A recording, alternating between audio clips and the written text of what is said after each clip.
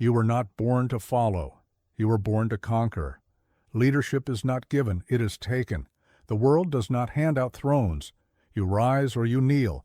Every room you enter, you must command. Every setback you face, you must dominate. Stop waiting for permission. Start moving like you are destined for command. The difference between obscurity and greatness? Belief. Relentless, unwavering belief in your right to lead. If you don't act like a leader, no one will follow you. Subscribe to our channel if you're ready to master your mind. And tell us, where are you watching from? Listen carefully. The world is full of people waiting for someone to notice them, waiting for approval, waiting for the perfect moment. These people die waiting. They spend their lives in the shadows of those who refused to wait. Power does not knock on your door. It does not send invitations. It does not care about your background, your education, or your connections. Power respects only one thing, those bold enough to seize it. I was born on a small island. Corsica meant nothing to the world. My family had no empire, no royal blood, no vast fortune. Yet I conquered Europe. How? Because I refused to accept the limitations others placed on me. While they debated whether I was worthy, I was already moving. Here's what most people don't understand about leadership. It is not a position you are awarded. It is a force you embody. You do not become a leader when someone gives you a title. You become a leader the moment you decide that mediocrity is your enemy and excellence is your only option. Every great leader in history faced the same choice you face right now. Stay safe in the crowd or step forward into the arena. The crowd will always be there. The arena waits for no one. When I walked into rooms full of generals twice my age with twice my experience, I did not ask for their respect. I commanded it, not through arrogance, but through absolute certainty in my vision. They could question my methods, but they could not question my conviction. You see, doubt is contagious. If you doubt yourself, everyone around you will doubt. You too. But confidence, true confidence, is magnetic. People are drawn to those who know where they are going. They will follow certainty even when they do not understand the destination. But let me ask you this. What are you waiting for? What permission do you need that you have not already given yourself? What voice of approval are you listening for that matters more than your own? The battlefield taught me that hesitation kills, not just in war, but in life. While you hesitate, your competition advances. While you wait for the perfect moment, someone else creates it. While you hope for opportunity, leaders make opportunity. Leadership begins with a simple decision. You decide that you will no longer accept a life of following. You decide that your voice deserves to be heard. You decide that your vision deserves to be pursued. You decide that you were not put on this earth to blend in. This decision must be absolute. There can be no halfway. You cannot lead on Monday and follow on Tuesday. You cannot command respect in public and doubt yourself in private. Leadership is not a part-time commitment. It is a complete transformation of how you see yourself and how you move through the world. When you make this decision, truly make it, something shifts. Your posture changes. Your voice changes. Your presence changes. People notice. They may not understand what is different, but they feel it. Authority has entered the room. The world needs leaders. It does not need more followers. It does not need more people who ask permission. It needs those brave enough to point the way forward when the path is unclear. It needs those strong enough to make decisions when others are paralyzed by fear. You have that strength. You have that courage. The question is not whether you are capable of leadership. The question is whether you are willing to claim it. Today, now, without apology, the world sees you as you see yourself. Think small, and you shrink. Think command, and the world adjusts to your vision. This is not philosophy. This is fact. Every interaction you have is shaped by how you perceive your own position in the hierarchy of life. Most people see themselves as soldiers. They wait for orders, they follow instructions, they execute other people's plans. They have surrendered their strategic thinking to those they believe are above them. This is the mindset of the defeated before the battle even begins. A general thinks differently. A general sees the entire battlefield while others see only their small section. A general plans while others react. A general creates strategy while others follow tactics. A general shapes events while others are shaped by them.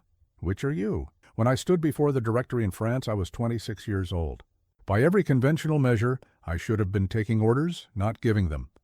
But I did not see myself as a young officer seeking approval. I saw myself as the future emperor of France. This vision was so clear, so absolute, that it became reality. Your self-image is your destiny. If you see yourself as small, the world will make you smaller. If you see yourself as powerful, you will find ways to wield that power. If you see yourself as a leader, people will follow you even when they do not know why. But here's what most people don't understand about self-image. It is not about pretending to be something you are not. It is about becoming what you were always meant to be. Every human being has the capacity for leadership. Most simply choose to bury it under layers of doubt, fear, and social conditioning. The general inside you has been waiting for you to stop apologizing for your ambition, waiting for you to stop asking if you are good enough, waiting for you to start commanding the resources, the attention, and the respect that you deserve. A soldier follows the path. A general creates the path. A soldier adapts to circumstances. A general shapes circumstances. A soldier reacts to problems. A general anticipates them and prepares solutions before they arise. Think about your current challenges. Are you approaching them like a soldier or like a general? Are you waiting for someone else to solve them, or are you taking complete ownership? Are you making excuses about resources you lack, or are you strategizing with what you have? Here's the shift that changes everything. Stop seeing yourself as someone who works for others and start seeing yourself as someone others should want to work for. Stop seeing yourself as someone who takes orders and start seeing yourself as someone who gives direction. Stop seeing yourself as someone who follows trends and start seeing yourself as someone who sets them. This is not about ego. This is about effectiveness. Generals win wars not because they are the strongest individual soldiers, but because they think at a higher level. They see connections others miss. They anticipate moves others cannot imagine. They inspire action when others inspire only compliance. But let me ask you this. What would change in your life if you started making decisions like a general instead of following orders like a soldier? What would you do differently at work? In your relationships? With your goals? The moment you elevate your thinking, you elevate your results. When you start planning like a strategist instead of reacting like a subordinate, you gain control over outcomes that once seemed beyond your influence. I conquered Europe not because I had the largest army, but because I thought like an emperor, while my enemies thought like administrators. While they were managing their existing territories, I was envisioning new ones. While they were protecting what they had, I was claiming what they thought was impossible to take. Your mind is your empire. Every thought is either expanding your territory or surrendering it to others.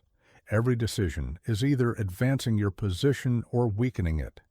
Every action is either building your authority or diminishing it. The general inside you knows what needs to be done. The general inside you has been studying the terrain of your life, identifying opportunities others cannot see, preparing strategies others cannot execute. The general inside you is ready to move. Stop asking for permission to think strategically. Stop waiting for someone to promote you to leadership. Stop believing that command is something you must earn from others rather than claim for yourself. See yourself as a general. Think like a general. Move like a general. The world will have no choice but to follow. You do not wait for success to feel like a leader. You act like one until the world has no choice but to follow. This is the greatest secret of every person who has ever risen from nothing to command everything. Confidence comes first. Evidence comes second. Most people have this backwards. They wait for proof before they believe in themselves. They wait for validation before they speak with authority. They wait for results before they act with conviction. These people spend their lives waiting, while others, who understand the true order of things, take everything they wanted. When I was a young artillery officer with nothing but ambition, I carried myself like an emperor. Not because I had evidence that I would become one, but because I knew that confidence precedes conquest. I spoke with the certainty of someone who had already won battles I had not yet fought. I planned with the vision of someone who had already built the empire I was still imagining. This was not delusion. This was strategy. Confidence is not about convincing yourself that you cannot fail. Confidence is about knowing that even if you fail, you will find a way to turn that failure into fuel for your next advance. Confidence is not about having all the answers. Confidence is about knowing that you will find the answers when you need them. But here's what most people don't understand about confidence. It is not a feeling that you wait to experience. It is a decision that you make every single day. You decide to speak with certainty even when you feel uncertain. You decide to move with purpose even when the path is unclear. You decide to lead even when you have never led before.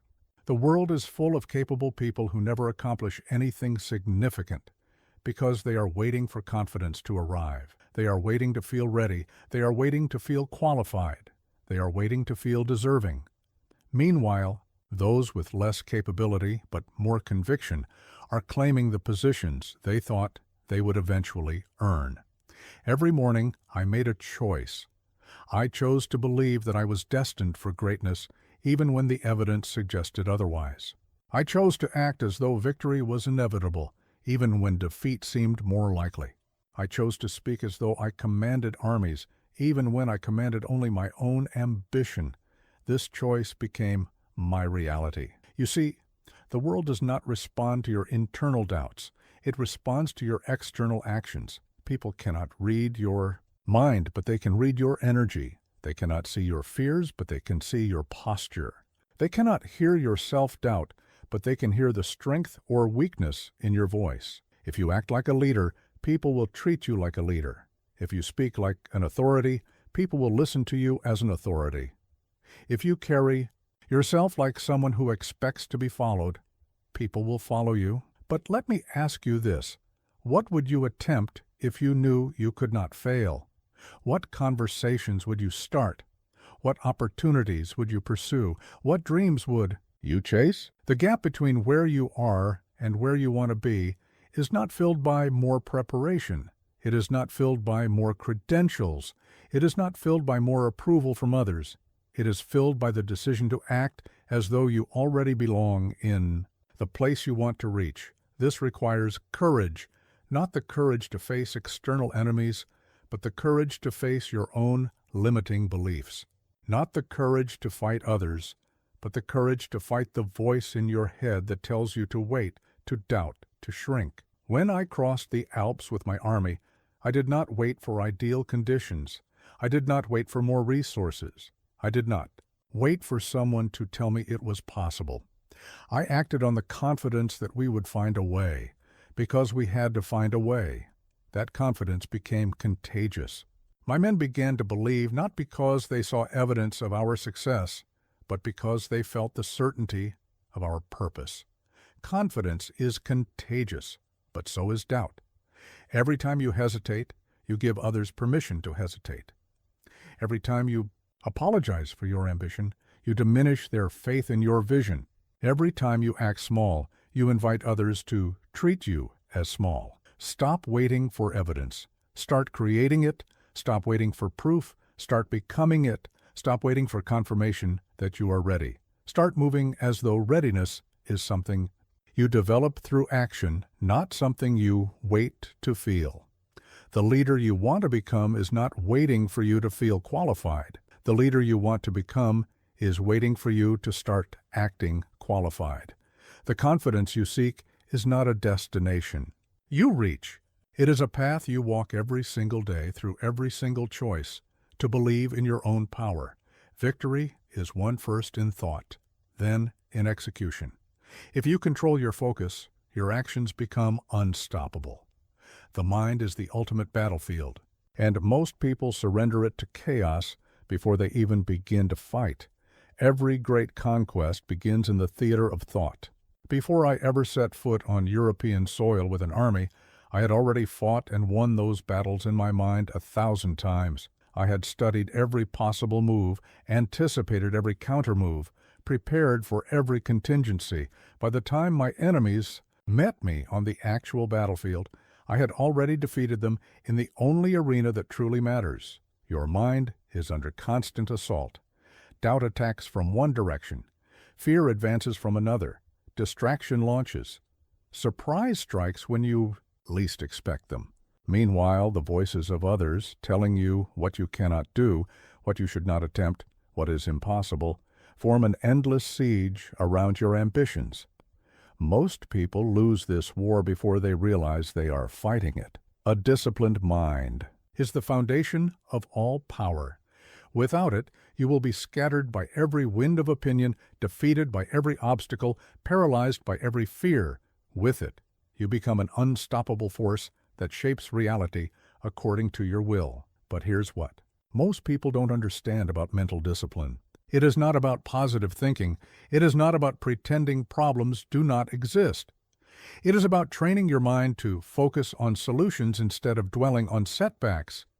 It is about developing the ability to see opportunity in every challenge and strategy in every obstacle. When enemy forces surrounded my army at Austerlitz, my officers saw disaster approaching. I saw victory waiting to be claimed. While they focused on what we lacked, I focused on what our enemies had given us, the perfect opportunity to divide and conquer them. The same facts, but an entirely different focus. That focus determined the outcome. Your focus determines your reality. What you think about expands. What you dwell on multiplies. What you give your attention to grows stronger, while what you ignore grows weaker. This is not mysticism. This is practical strategy. Every morning, you must win the first battle of the day, the battle for your own attention. Will you focus on what is possible or what is problematic? Will you think about what you can control or what you cannot? Will you plan your advance or rehearse your retreat? This choice sets the tone for everything that follows. I trained my mind like I trained my armies, with discipline, with purpose, with relentless focus on the objective. I did not allow random thoughts to march through my consciousness anymore. Then I would allow enemy soldiers to march through my camp. Every thought was evaluated. Does this advance my position or weaken it? Does this inspire action or breed hesitation? Does this build my power or diminish it? But let me ask you this. What thoughts are you allowing to occupy your mental territory? What fears are you feeding with your attention? What doubts are you strengthening with your focus? Mental discipline requires constant vigilance. The moment you become careless with your thoughts, they begin working against you instead of for you. The moment you allow your mind to wander into defeat, you begin preparing for it. The moment you start thinking like a victim, you start acting like one. Train your mind to see solutions where others see only problems. Train your mind to find opportunity where others see only obstacles. Train your mind to discover advantages where others see only disadvantages. When my enemies had more soldiers, I trained my mind to think faster than they could move. When they had more resources, I trained my mind to be more strategic than they could imagine. When they had better positions, I trained my mind to see the weaknesses they had overlooked. Mental training is not a one-time event. It is a daily practice. Every day, you must choose which thoughts deserve your energy and which ones deserve to be dismissed. Every day, you must choose whether to rehearse success or practice failure in the theater of your imagination. The strongest fortress can be conquered if the defender allows doubt to open the gates from within.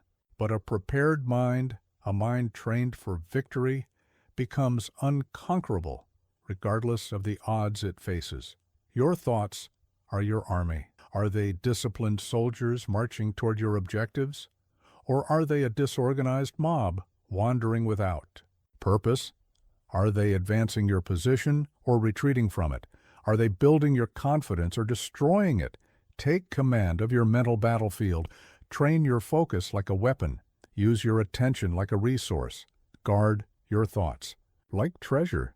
Victory begins in the mind, and those who master this battlefield find that all other battles become easier to win. You speak with certainty or say nothing. Every word shapes your reality, and weak speech breeds weak outcomes. The language you use is not merely describing your world, it is creating it. Listen to how most people speak.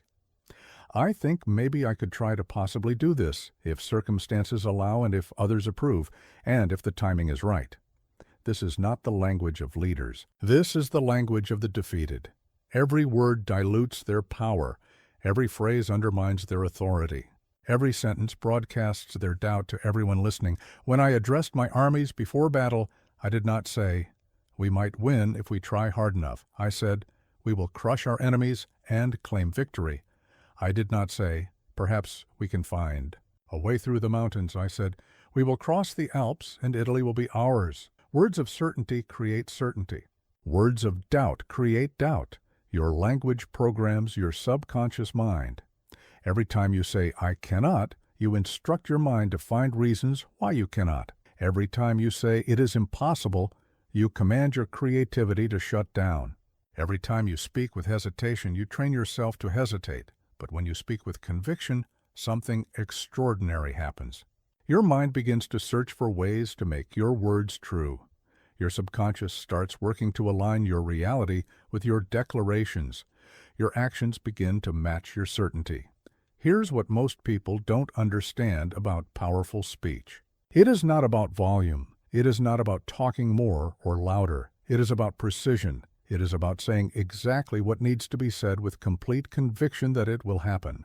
Remove these phrases from your vocabulary immediately. I hope, maybe, I think I can, if possible, we'll see, I'll try. These are the words of people who have already decided to fail.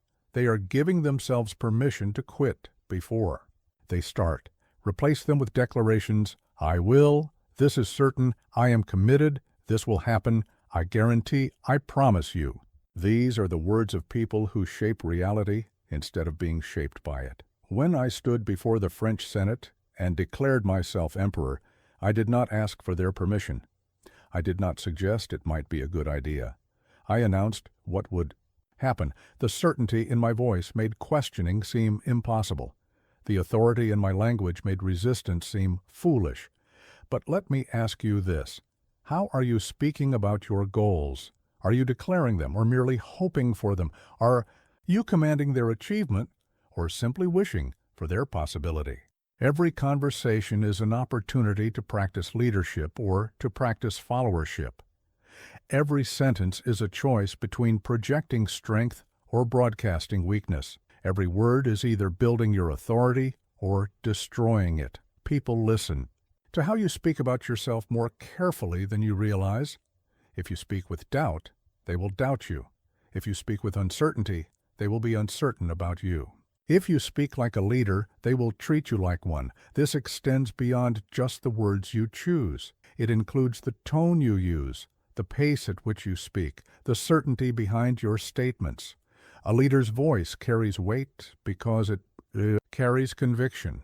Every syllable communicates confidence. Every pause demonstrates control. When challenges arise, the leader does not say, "This is a problem."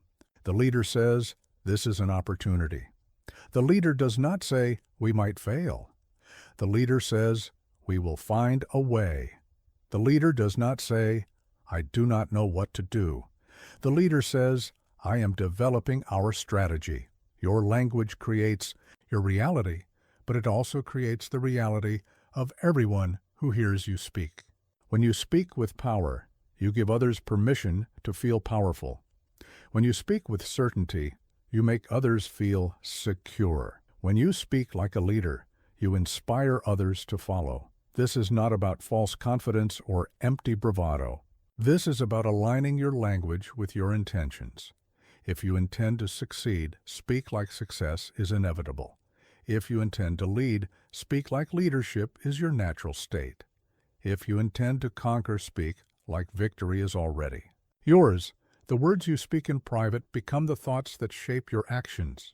The words you speak in public become the expectations others have of your performance. Choose both carefully. Eliminate doubt from your vocabulary, and you will eliminate it from your results.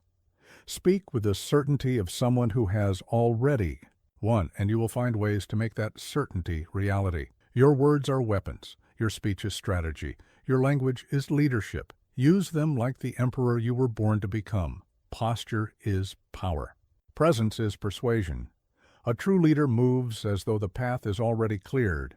Before you speak a single word, before you make a single argument, before you demonstrate a single skill, people are already deciding whether to follow you or dismiss you based on how you carry yourself. Your body language is your first and most powerful form of communication. It speaks louder than your voice, more clearly than your words, and more convincingly than your credentials. Every step you take is either claiming territory or surrendering it. Every gesture is either projecting authority or broadcasting weakness. When I walked into rooms full of kings and emperors, men who had inherited their power through bloodlines stretching back centuries, I did not apologize for my presence. I did not shrink to make them comfortable. I carried myself as though I belonged not just in their company, but above it. My posture declared my equality before my words could be questioned. This is not arrogance. This is strategy. The ground beneath your feet does not belong to someone else unless you decide it does. The space you occupy is yours by right of occupying it. The air you breathe in any room is yours to command, but most people surrender this territory before anyone even tries to take it from them. Watch how defeated people move. Their shoulders curl inward as though protecting themselves from attacks that have not come. Their eyes dart around, seeking approval or avoiding confrontation. Their steps are hesitant, as though they are walking on ground that belongs to someone else. They have surrendered their physical presence before the conversation even begins. Now observe how conquerors move. Their spine is straight, not rigid but strong. Their shoulders are back, claiming the space they deserve. Their eyes are steady, looking directly at what they intend to influence. Their movements are deliberate, as though every step is part of a larger strategy, which describes you.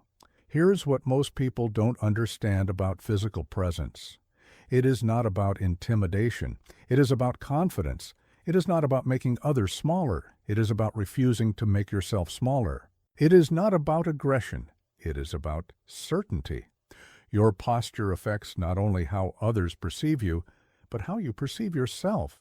Stand tall, and your thoughts become taller.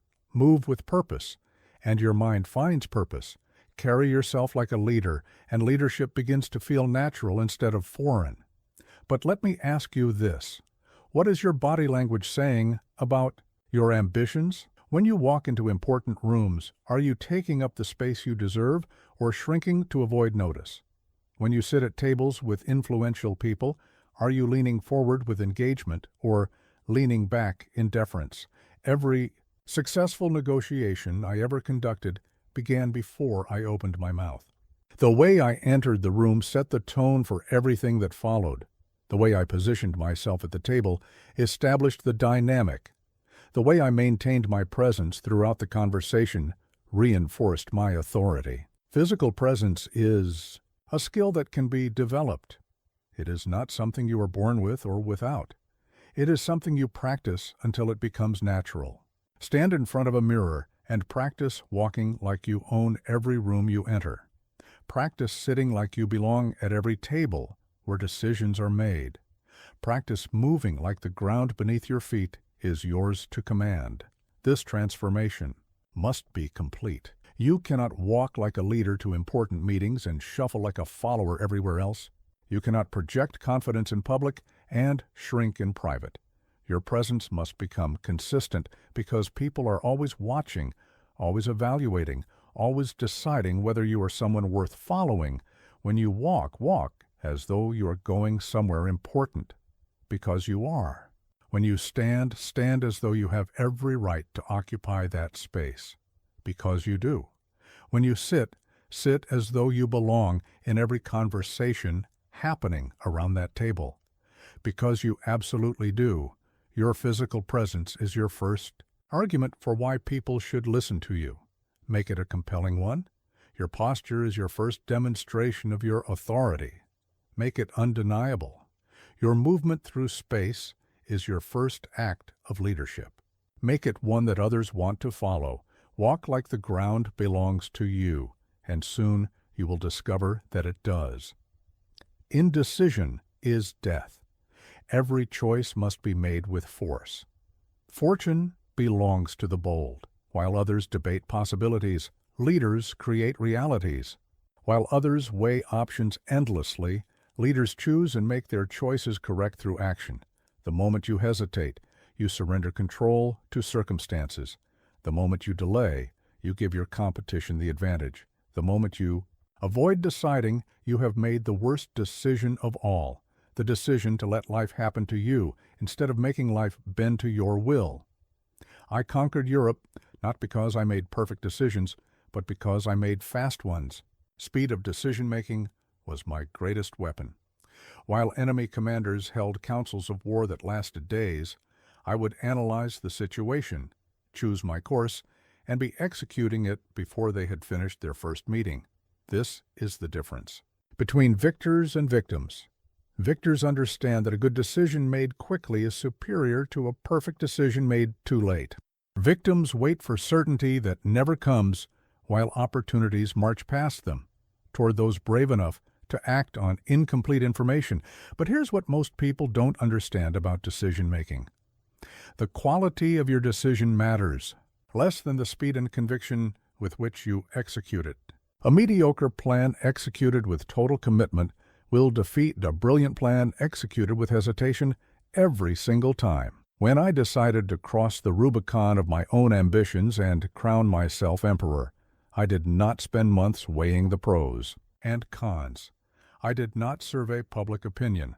I did not wait for ideal conditions. I saw the opportunity, recognized that delay would destroy it, and acted with the full force of my conviction.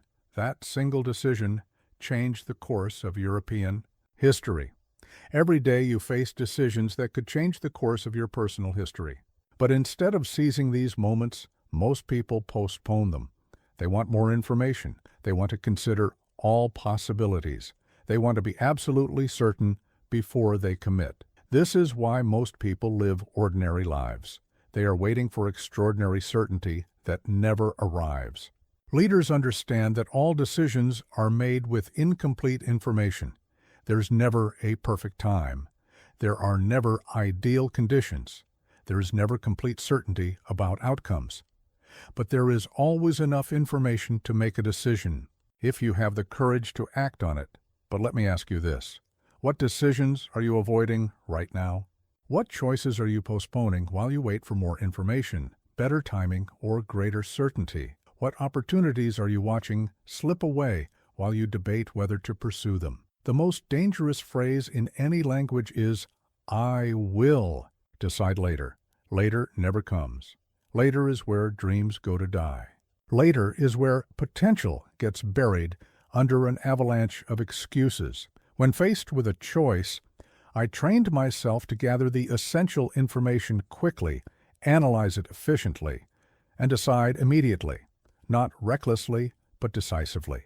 I learned to trust my judgment more than I feared making mistakes because I understood that mistakes could be corrected, but missed opportunities were gone forever. This approach requires courage, but it also requires preparation. You must train your mind to process information quickly. You must develop confidence in your judgment. You must build the strength to live with the consequences of your choices, whatever they may be. Decision-making is a muscle that grows stronger with use. The more decisions you make, the better you become at making them. The more comfortable you become with uncertainty, the faster you can move when opportunities appear. The more you trust your judgment, the less you need external validation before acting. Every great leader in history has been defined by a handful of critical decisions made at crucial moments. Not perfect decisions, but bold ones. Not safe decisions, but necessary ones. Not popular decisions, but right ones. Your destiny is not determined by your circumstances. It is determined by your decisions. It is not shaped by what happens to you, but by how quickly and decisively you respond to what happens to you. The life you want is waiting on the other side of decisions you have not yet made. The person you want to become is waiting for you to choose to become them. The opportunities you seek are waiting for you to decide to pursue them. Stop waiting for perfect information. Start deciding with the information you have. Stop waiting for ideal timing. Start making any timing work through the power of your commitment. Stop waiting for certainty. Start creating it through the force of your decisions. Fortune favors the bold, but only if the bold are decisive enough to claim it. People follow emotion, not logic. Speak to their spirit. Move their hearts, and their feet will follow. The greatest leaders in history understood that human beings are not rational creatures who occasionally feel emotions. They are emotional creatures who occasionally think rationally. When I stood before my armies, I did not recite battle statistics or analyze our strategic advantages. I spoke to their souls. I reminded them that they were not just soldiers. They were the instruments of destiny. I did not tell them we had adequate supplies. I told them we carried the fire of glory that would burn away all obstacles. Facts inform. Emotion transforms. You can present the most logical argument in the world supported by irrefutable evidence and flawless reasoning, and watch people nod in agreement before walking away unchanged. But speak to their deepest desires, their hidden fears, their secret dreams, and you will see them transformed before your eyes. This is not manipulation. This is leadership. This is understanding what moves human beings from thought to action, from hesitation to commitment, from following to fighting for a cause. Most people try to lead with data.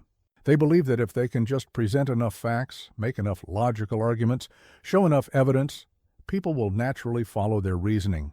These people fail as leaders because they are trying to lead minds when they should be leading hearts. Here's what most people don't understand about inspiration. It is not about making people feel good. It is about making them feel powerful. It is not about comfort. It is about awakening their hunger for something greater than their current reality. When my soldiers were exhausted, hungry, and facing overwhelming odds, I did not comfort them with lies about how easy victory would be. I inspired them with truth about who they could become through their struggle. I showed them not the difficulty of the path, but the glory waiting at the end of it. But let me ask you this. When was the last time you spoke to someone's potential instead of their problems? When was the last time you painted a vision so compelling that it made people willing to endure hardship to achieve it? When was the last time your words made someone feel capable of more than they thought possible? Great leaders are artists of possibility. They see not just what is, but what could be. They speak not just about current reality, but about future potential. They inspire not by minimizing challenges, but by showing people they are bigger than any challenge they might face. This requires you to connect with something deeper than surface-level concerns. You must understand what people truly want, not just what they say they want, but what their souls are hungry for. Security, yes, but more than that, significance. Comfort, yes, but more than that, contribution. Safety, yes, but more than that, strength. When I promised my soldiers glory, I was not offering them abstract concepts. I was offering them the chance to become legends. When I spoke of conquest, I was not talking about territory. I was talking about the conquest of their own limitations. When I described victory, I was not just predicting outcomes. I was painting pictures of who they would become through the process of achieving those outcomes. Your words must do more than convey information. They must transfer energy.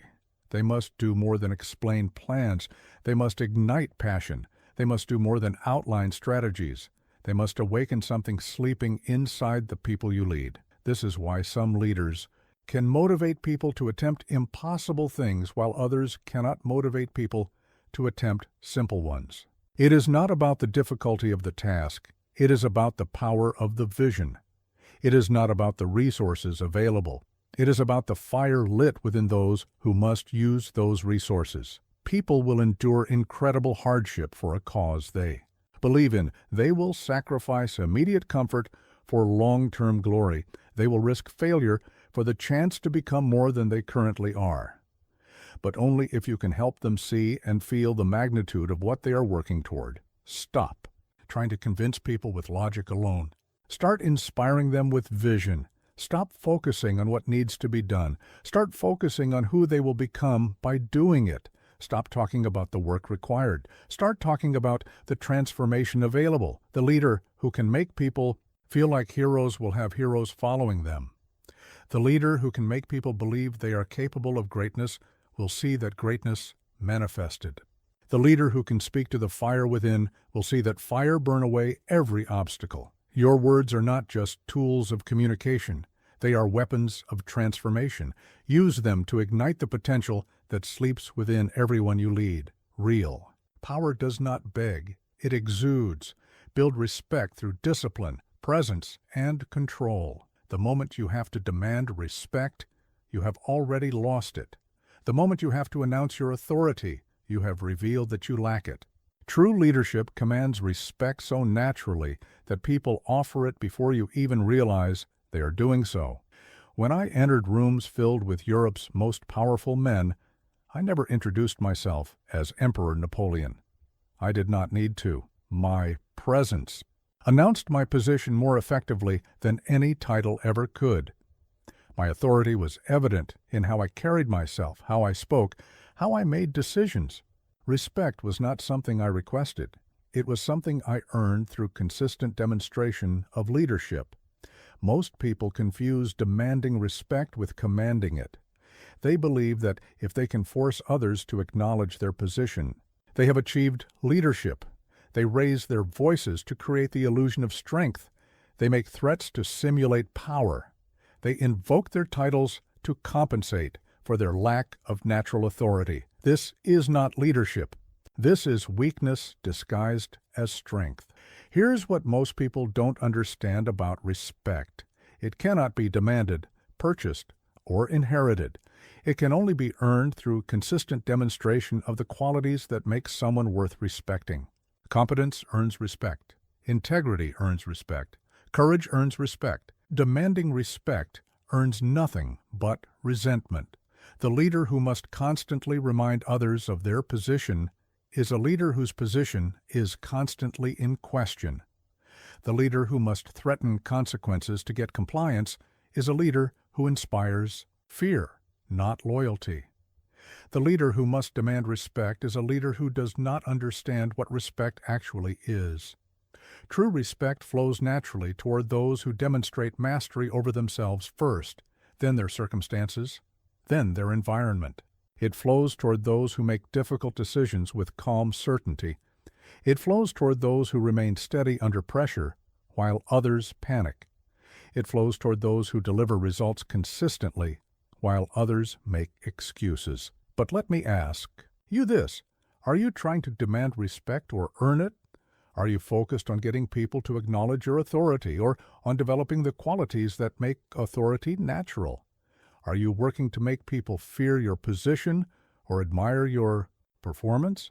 When my soldiers followed me across frozen rivers and up impossible mountains, they did not do so because I threatened them with court-martial. They did so because I had proven through countless battles that following me led to victory. They respected not my rank, but my results. They trusted not my title, but my track record. This kind of respect takes time to build, but lasts forever once established. It cannot be shaken by criticism because it is based on performance, not position. It cannot be destroyed by setbacks because it grows stronger through adversity. It cannot be transferred to someone else because it is tied to who you are, not what you are called. The path to commanding respect begins with respecting yourself enough to hold yourself to the highest standards. It continues with respecting others enough to treat them with dignity, even when you disagree with them.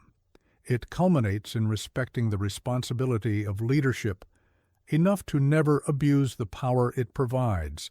Discipline yourself before trying to discipline others. Control your emotions before trying to control situations. Master your craft before trying to master your environment. People respect leaders who have clearly done the work of developing themselves into someone worth following. Consistency builds respect more effectively than any single dramatic gesture. Show up prepared. Deliver what you promise. Take responsibility for outcomes. Make decisions based on principles rather than convenience. Do this repeatedly, and respect will flow toward you naturally. When challenges arise, meet them with calm. Competence rather than dramatic declarations. When others panic, provide steady guidance rather than loud commands. When mistakes happen, take ownership rather than assign blame. This is how you build the kind of respect that makes people want to follow you rather than feel forced to comply with you. The respect you command through excellence is the foundation of all lasting influence. It is the bedrock upon which all other leadership skills are built. Without it, your words carry no weight. With it, your whisper becomes more powerful than someone else's shout. Stop trying to force respect and start earning it. Stop demanding acknowledgement and start demonstrating worthiness. Stop announcing your authority and start proving it through your actions. Real power whispers while weakness shouts. True authority draws people closer while false authority drives them away. Genuine leadership inspires respect so naturally that it never occurs to anyone to withhold it. Command respect by becoming someone so clearly worth respecting that offering. It becomes the natural response of everyone in your presence. Force may win battles, but strategy wins empires. A leader plans 5 moves ahead and strikes when others sleep. The difference between a conqueror and a casualty is not how hard they can hit, but how intelligently they can think. I defeated armies twice the size of my own, not through superior firepower, but through superior planning. While my enemies relied on overwhelming force, I relied on overwhelming intelligence. While they tried to win through strength, I won through strategy. While they reacted to what was happening, I was already 3 moves ahead of what would happen. Next, this is the great secret that separates true leaders from mere managers. Managers apply force to current problems. Leaders apply intelligence to prevent future ones. Managers react to circumstances. Leaders create circumstances. Managers use strength to overcome obstacles. Leaders use strategy to make obstacles irrelevant. Most people approach challenges like warriors charging into battle with nothing but courage and determination. They believe that working harder, pushing longer, and fighting fiercer will eventually overwhelm any opposition. Sometimes this works. Usually it leads to exhaustion, burnout, and defeat by someone who thought more clearly while they were fighting more desperately. Here's what most people don't understand about strategy. It is not about being clever. It is about being comprehensive. It is not about finding shortcuts. It is about finding the most effective path. It is not about avoiding work. It is about making sure your work produces maximum results with minimum waste. When I planned the Italian campaign, I did not simply gather my forces and march toward the enemy. I studied the terrain, analyzed their supply lines, identified their weaknesses, and calculated exactly where and when to strike for maximum impact. By the time we engaged, the outcome was already determined by the quality of the preparation. But let me ask you this. Are you trying to overpower your challenges or outsmart them? Are you relying on effort alone or combining effort with intelligence? Are you reacting to what is happening or anticipating what will happen next? Strategy begins with understanding that every situation has multiple dimensions that most people never see. While others focus on the obvious problem, strategists identify the hidden opportunities. While others see only what is, strategists see what could be. While others react to symptoms, strategists address root causes. The strategic mind asks different questions. Instead of, how can I work harder? It asks, how can I work smarter? Instead of, how can I overcome this obstacle? It asks, how can I make this obstacle work for me? Instead of, how can I win this battle? It asks, how can I position myself to win the war? This requires patience when others demand immediate action. It requires thinking when others want to start fighting. It requires planning when others want to begin executing. But this patience, this thinking, this planning, this is what separates victors from victims. When other generals saw a mountain range, they saw an obstacle to overcome. When I saw the Alps, I saw an opportunity to surprise enemies who thought they were protected by impossible terrain. While they planned to stop me at the obvious crossing points, I was already planning to appear where they least expected me. Strategic thinking is pattern recognition. It is the ability to see how current events will unfold into future opportunities. It is the skill of connecting dots that others do not even know exist. It is the power to anticipate consequences that others will not see until they are already experiencing them. Develop this skill by asking, what happens next? About everything. When you make a decision, trace its likely consequences 3 moves into the future. When you observe a trend, extrapolate where it will lead.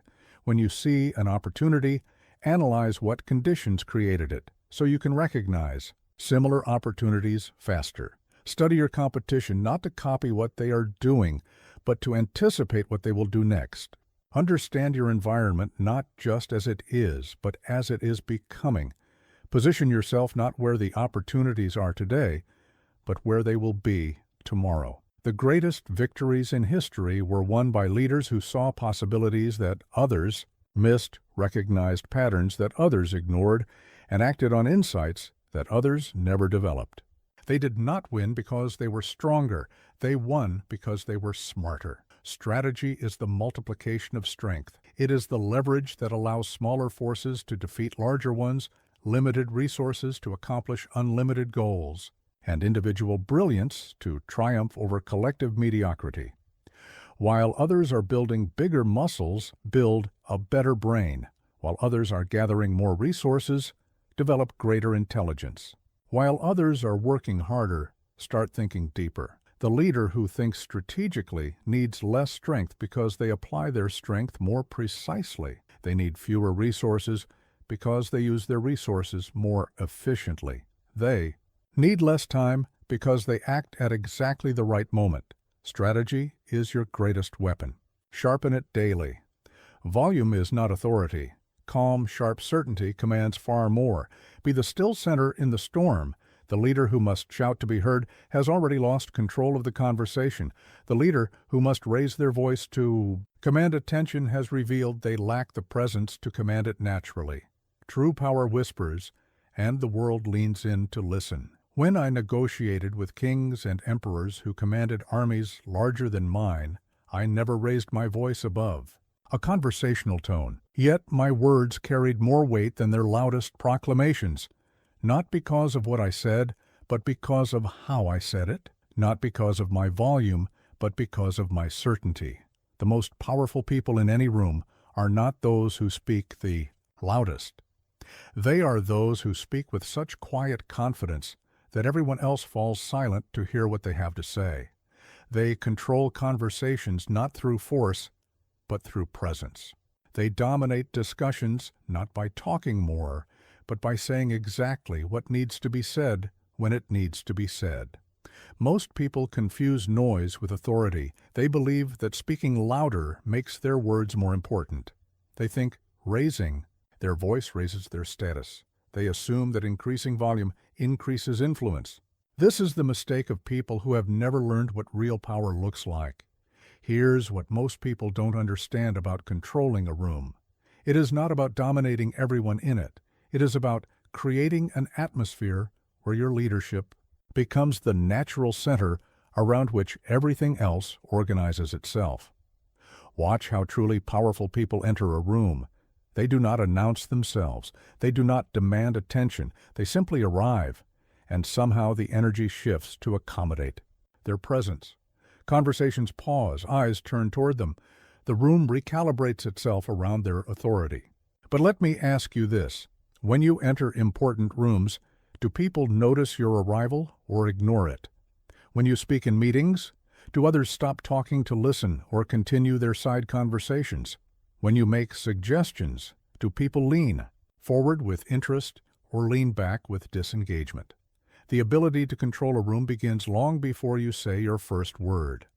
It begins with how you enter the space, how you position yourself within it, how you observe before you participate. It continues with how you listen more than you speak, how you ask questions that reveal understanding, how you contribute insights that others have not considered. When I sat at diplomatic tables with Europe's most experienced negotiators, I controlled those sessions not by speaking constantly, but by speaking strategically. I listened until I understood not just what they were saying, but what they were thinking. Then I spoke with such precision that my words cut through all the noise and confusion to the heart of what mattered. Quiet confidence is magnetic. People are drawn to those who seem to possess knowledge that others lack, insights that others miss, certainty that others cannot find. They want to understand what creates such calm assurance in the midst of chaos that disturbs everyone else. This kind of presence develops through preparation and practice. You must know your subject matter so thoroughly that you can discuss it without notes, without hesitation, without doubt. You must understand the people in the room so clearly that you can anticipate their concerns before they voice them. You must be so certain of your position that challenges strengthen rather than weaken your argument.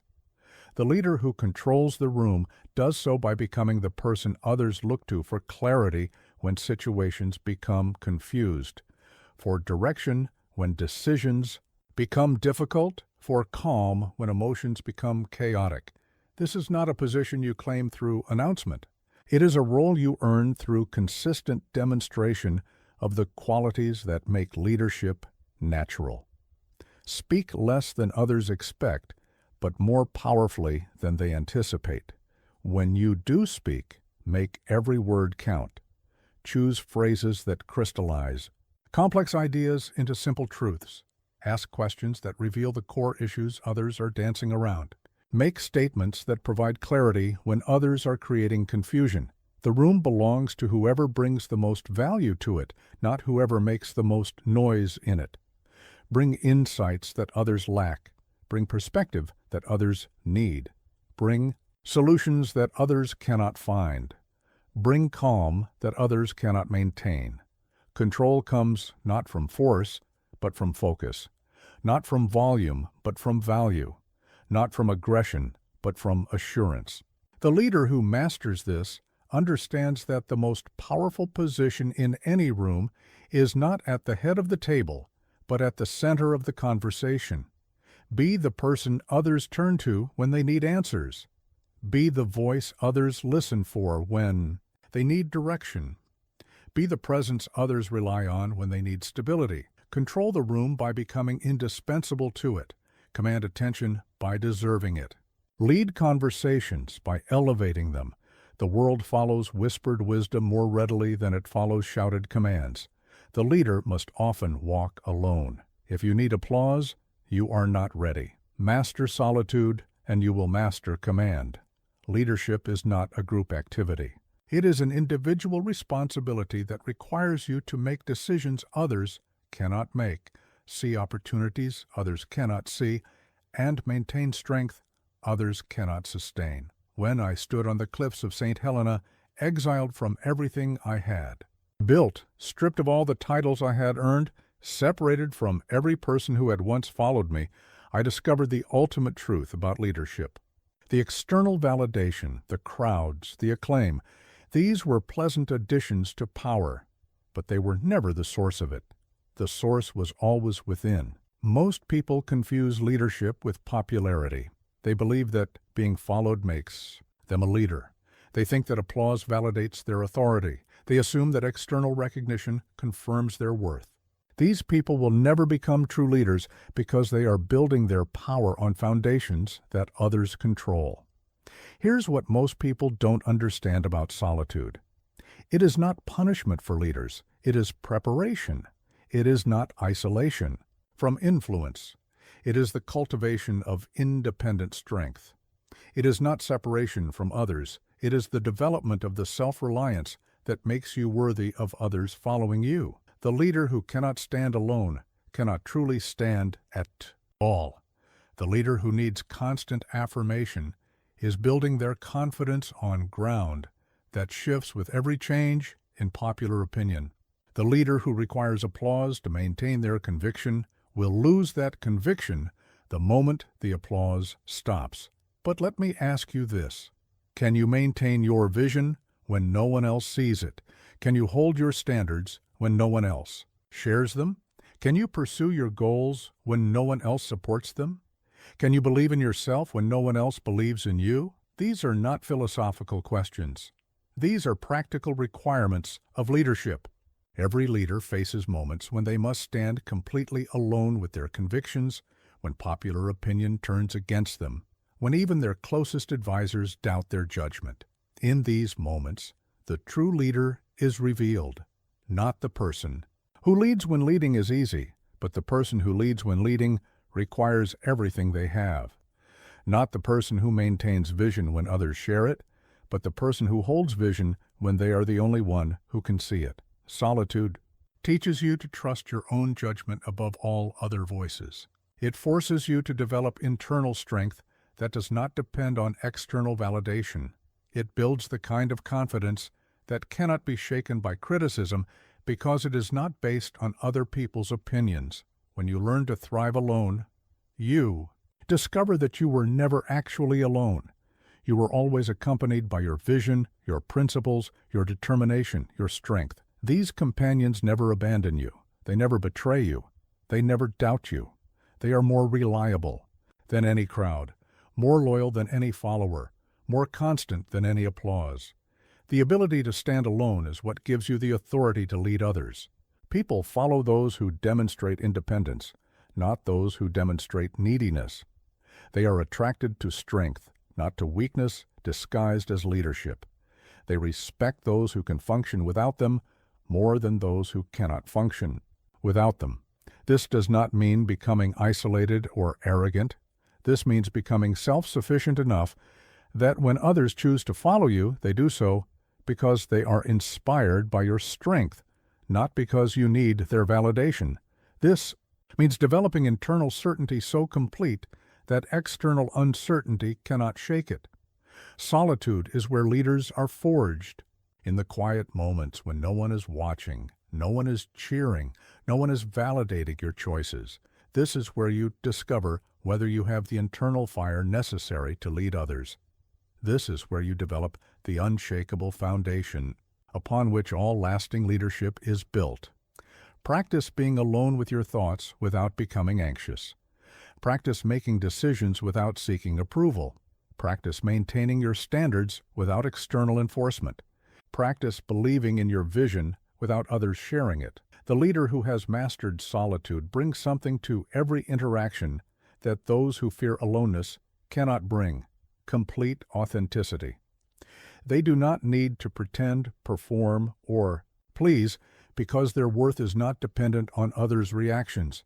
They can focus entirely on providing value because they are not distracted by seeking validation. Master solitude, and you master the source of all leadership power. Learn to thrive alone, and you will discover that you are never truly dependent on others for your strength. Become comfortable with your own company, and others will become eager to join it. The leader who needs no followers is the leader everyone wants to follow. If you cannot command your own habits, mindset, and goals, you have no business leading others. Self-leadership is the foundation upon which all other leadership is built. The person who cannot govern themselves will never successfully govern anyone else. The leader who lacks discipline over their own life will never inspire discipline in others. This is the hardest truth about leadership that most people refuse to accept. They want to lead others before they have learned to lead themselves. They want to command respect without demonstrating self-respect. They want to inspire excellence while accepting mediocrity in their own performance. Every morning, I won the first battle of the day, the battle against my own resistance, my own comfort, my own tendency toward ease instead of excellence. Before I commanded armies, I commanded myself. Before I conquered territories, I conquered my own limitations. Before I led others toward greatness, I led myself there first. This is not about perfection. This is about direction. This is not about never making mistakes. This is about taking responsibility for correcting them. This is not about having no weaknesses. This is about refusing to allow weaknesses to control your destiny. Here's what most people don't understand about self-leadership.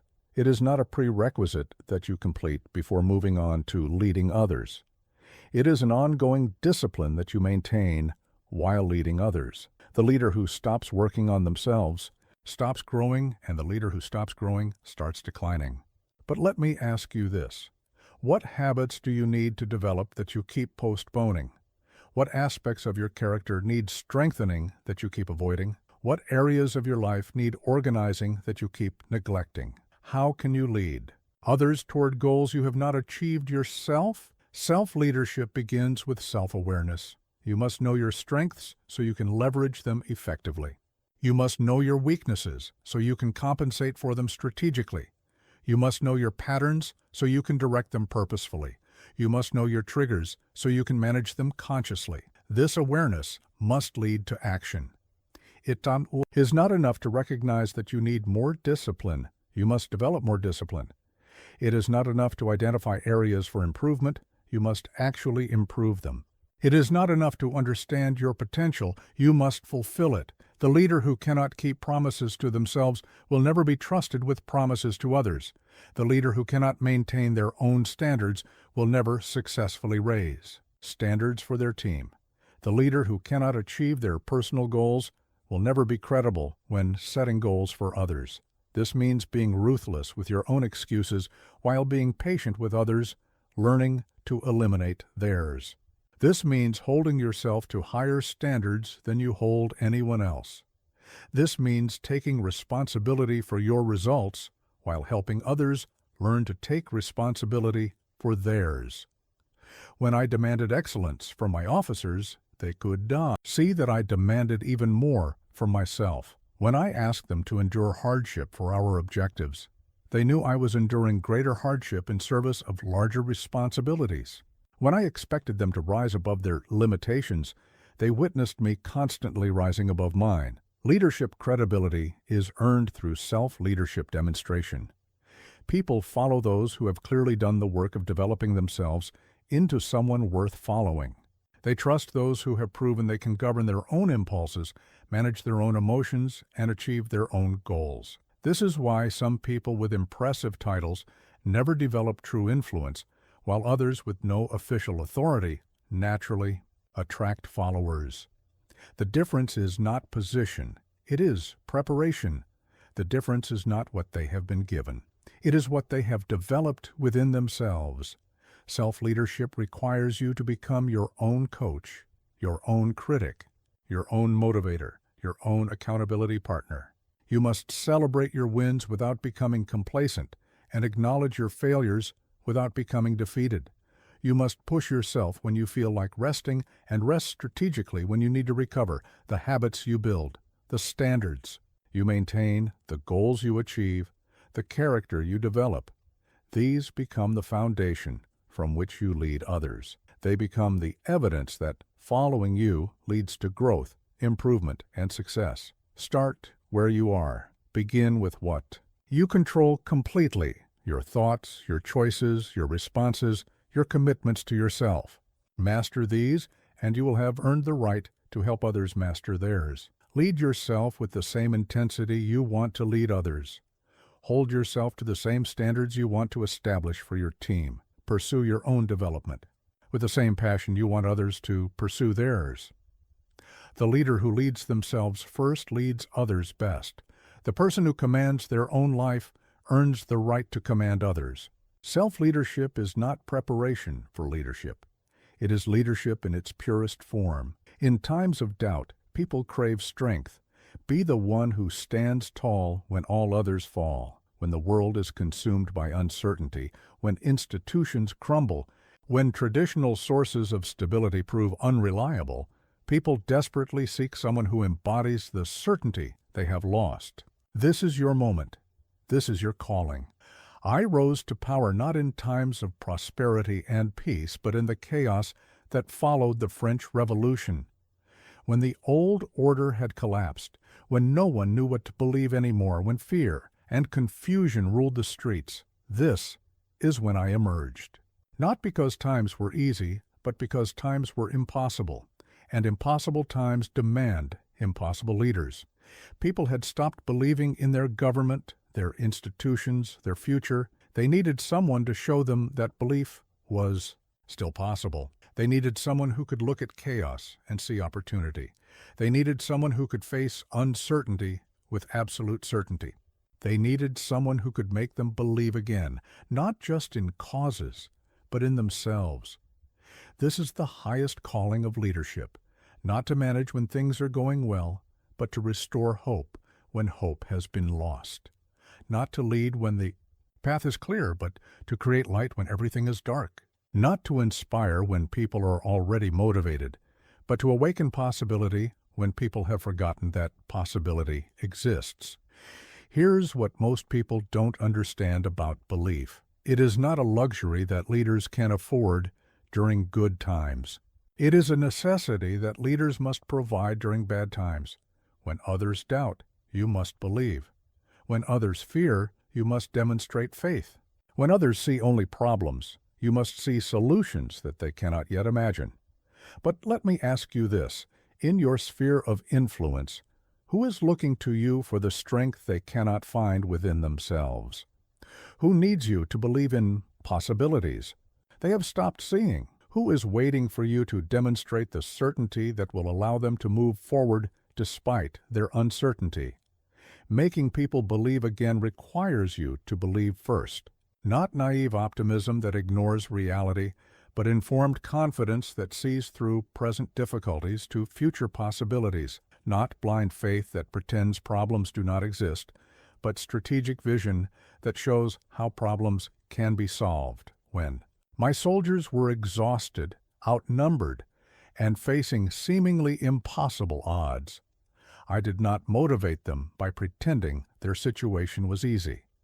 I motivated them by showing them that they were capable of achieving what seemed impossible. I made them believe not that victory was certain, but that they were the kind of men who could create certainty through their actions. This is the art of restoration leadership. Taking people who have been defeated by circumstances and helping them remember that they are stronger than any circumstances they face. Taking people who have been convinced they cannot succeed and proving to them that they have simply not yet discovered how to succeed. The leader who emerges in dark times does not waste energy lamenting how dark the times are. Instead, they become the light that others follow toward better times. They do not focus on what has been lost, but on what can still be built. They do not dwell on past failures, but on future victories that are still possible to achieve. People need to believe in three things: themselves, their cause, and their leader. Your job is to restore all three. Show them capabilities they did not know they possessed. Give them a vision worth fighting for that is bigger than their current problems. Demonstrate leadership so consistent and powerful that following you feels like the most logical choice they could make. This requires you to see potential where others see only problems. Where they see weakness, you must see strength waiting to be developed. Where they see failure, you must see education waiting to be applied. Where they see endings, you must see beginnings waiting to be started. When the world tells people they cannot succeed, you must show them how they can. When society tells them to lower their expectations, you must help them raise their performance. When circumstances tell them to give up, you must teach them to break through. The leader who can restore belief in hopeless times becomes legendary. Not because they performed miracles, but because they helped ordinary people remember that they were capable of extraordinary things. Not because they changed reality through magic, but because they changed perspective through leadership. Be the strength that others can lean on when their own strength fails. Be the certainty that others can trust when their own confidence wavers. Be the vision that others can follow when their own sight is clouded by doubt. Make people believe again in the power of effort, the possibility of success, the reality of hope, the strength that lies within them. In times of doubt, this is not just leadership. This is salvation. Stand tall when others fall. Shine bright when others dim. Believe strongly when others doubt. The world needs leaders who can restore faith in what is possible. Your pace sets the tone. Your persistence sets the culture. Never soften, never stall. Keep advancing. The moment you slow down, someone else speeds up. The moment you become comfortable, someone else becomes hungry. The moment you think you have achieved enough, someone else decides that achieving more is possible. Leadership is not a destination you reach and then rest. It is a pace you maintain and a standard you uphold every single day. The leader who stops pushing forward starts falling backward. The leader who stops growing starts shrinking. The leader who stops advancing starts retreating. I conquered Europe, not through a single brilliant campaign, but through relentless advance after relentless advance. While my enemies celebrated their small victories and rested on their temporary achievements, I was already planning the next move, preparing the next strategy, advancing toward the next objective. My relentlessness was my greatest weapon because it never allowed my enemies time to recover from their defeats or fully enjoy their successes. This is the harsh reality of leadership that comfortable people refuse to accept. There is no permanent victory. There is no final achievement that guarantees continued success. There is no level of accomplishment that protects you from being surpassed by someone who wants your position more than you want to keep it. Here's what most people don't understand about relentlessness. It is not about working yourself to exhaustion. It is about maintaining forward momentum even when you do not feel like moving forward. It is not about never resting. It is about never stopping completely. It is not about perfection. It is about persistence. But let me ask you this. Are you still moving toward your goals with the same intensity you had when you started pursuing them? Are you still hungry for improvement, or have you become satisfied with your current level of performance? Are you still growing, or have you begun to coast? The leader who becomes comfortable becomes vulnerable. Comfort is the enemy of continued excellence. Satisfaction is the beginning of decline. The moment you stop pushing your limits, others begin to surpass them. The moment you stop expecting more from yourself, others start expecting less from you. This does not mean you cannot enjoy your achievements. This means you cannot let your achievements make you soft. This does not mean you cannot celebrate your victories. This means you cannot let your victories make you complacent. This does not mean you cannot appreciate your progress. This means you cannot let your progress make you stop progressing. When I achieved each military victory, I allowed myself to enjoy it for exactly one evening. The next morning, I was already planning the next campaign. When I conquered each territory, I celebrated the addition to my empire, then immediately began organizing its defense and expansion. Achievement was fuel for further achievement, never an excuse to stop achieving. Your pace becomes your team's pace. Your energy becomes their energy. Your commitment becomes their commitment. If you slow down, they will slow down. If you lower your standards, they will lower theirs. If you accept mediocrity, they will deliver mediocrity. The culture you create through your personal relentlessness becomes the standard that everyone around you learns to meet. They will rise to match your intensity or they will be replaced by others who can. They will adapt to your pace, or they will be left behind by those who move faster. This is why great leaders attract great followers, while average leaders attract average ones. Excellence recognizes excellence. Relentlessness attracts relentlessness. High performers want to work with other high performers. People who are serious about achieving extraordinary results naturally gravitate toward leaders who demonstrate extraordinary commitment, but staying relentless requires you to constantly find new sources of motivation. What drove you to your first success may not be enough to drive you to your next one. What motivated you at the beginning of your journey may need to evolve as your journey continues. What inspired you when you had nothing to lose may need to be different from what inspires you when you have everything to protect. The relentless leader finds ways to stay hungry even when they are successful. They find ways to remain dissatisfied even when they have achieved more than most people ever will. They find ways to maintain urgency even when they have the luxury of time. This is not about being miserable or never enjoying life. This is about understanding that the price of continued leadership is continued effort. This is about recognizing that the cost of staying ahead is never stopping the advance that got you ahead. Stay relentless or be replaced. Keep advancing or start retreating. Maintain your pace or watch others pass you. The world does not pause for leaders who decide to pause for the world. Your relentlessness is not just about your success. It is about the success of everyone who follows you. They are counting on your continued advance to create the opportunities that their advancement requires. Never soften, never stall, never stop. The moment you do, someone else will take your place. A title dies with you. But a legacy moves through history. Lead in a way that echoes through time.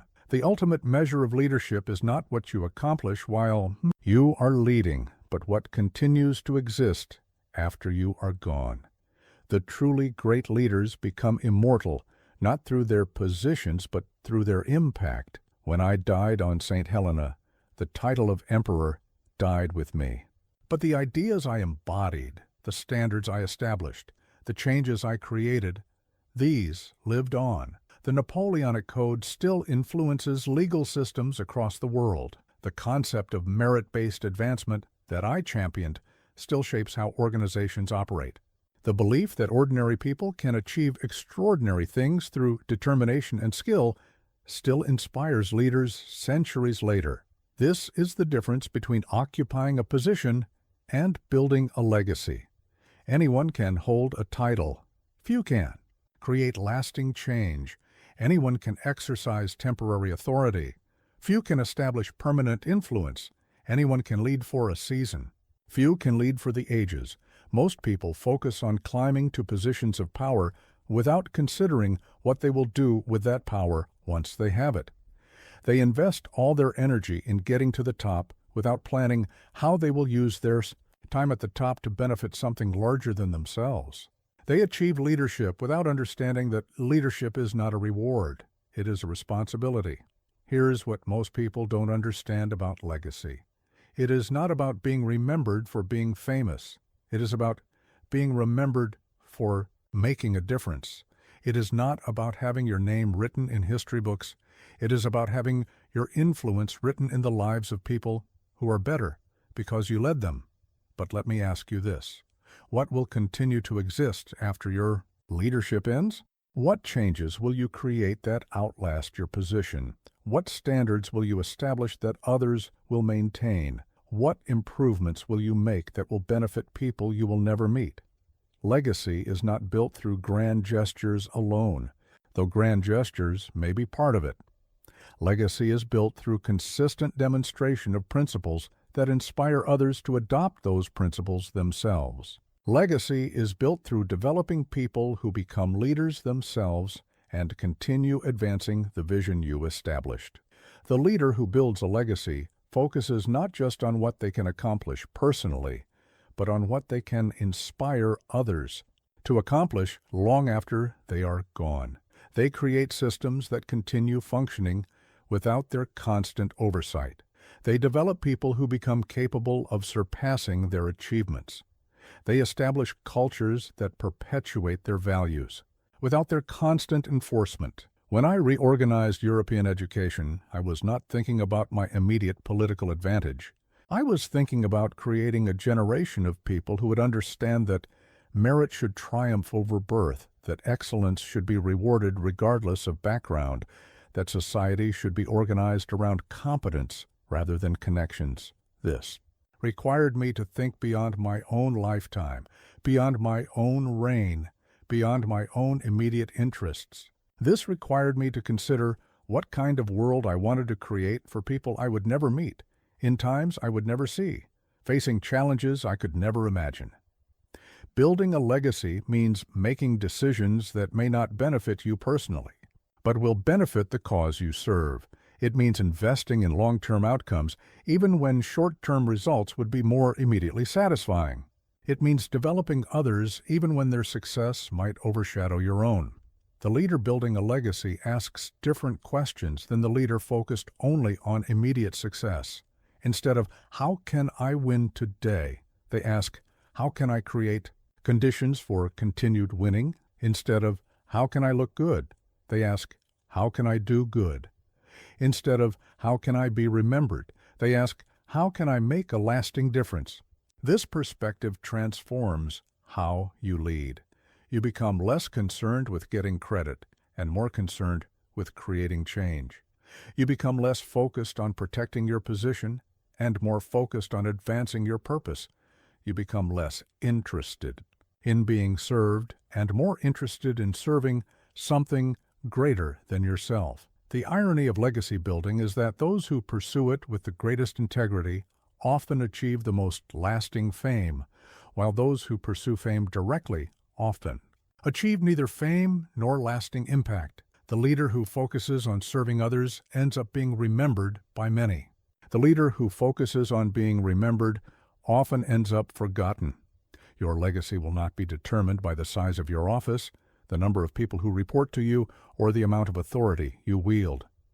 Your legacy will be determined by the positive change you create, the people you develop, the standards you establish, and the improvements you make that continue benefiting others long after your leadership has ended. Think beyond your tenure. Plan beyond your lifetime. Lead beyond your own interests. Create something that will outlast you, outlive you, and continue advancing the principles you stood for long after you are no longer there to advance them personally. Leave a legacy, not just a position. Build something eternal, not just something temporary. Lead in a way that echoes through time, influencing people you will never meet in ways you may never know. You already have what it takes. Now go prove it.